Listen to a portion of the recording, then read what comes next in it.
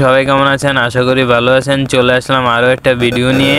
আজকে মূলত কথা বলবো মাজরায় স্যালারি কত, তো কাজ কীরকম, কয় ঘন্টা কাজ করতে হয়, এগুলি নিয়ে আজকে মূলত কথা বলবো।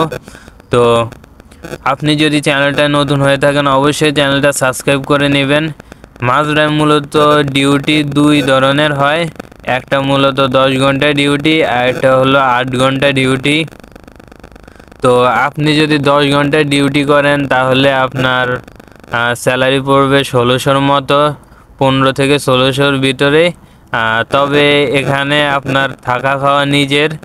আর যদি আপনি 8 ঘন্টা ডিউটি করেন, 8 ঘন্টা ডিউটিতে মূলত বেশিরভাগ মাঠযাত্রী আপনাকে থাকার জায়গা দিবে, আর কিন্তু নিজের খাওয়াটা নিজের।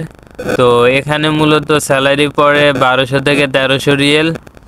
আর কাজে মূলত একটু হার্ড আছে মাজরার কাজ, যেহেতু চাষাবাদ করা লাগে।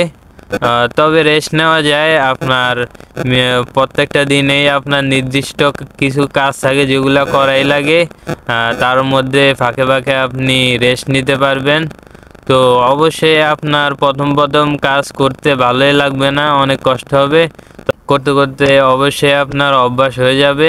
আপনার কাছে যদি ভিডিওটা ভালো লাগে অবশ্যই চ্যানেলটা সাবস্ক্রাইব করেন, আর অবশ্যই লাইক করেন, শেয়ার করেন। আজকের জন্য এটুকুই। আল্লাহ হাফেজ।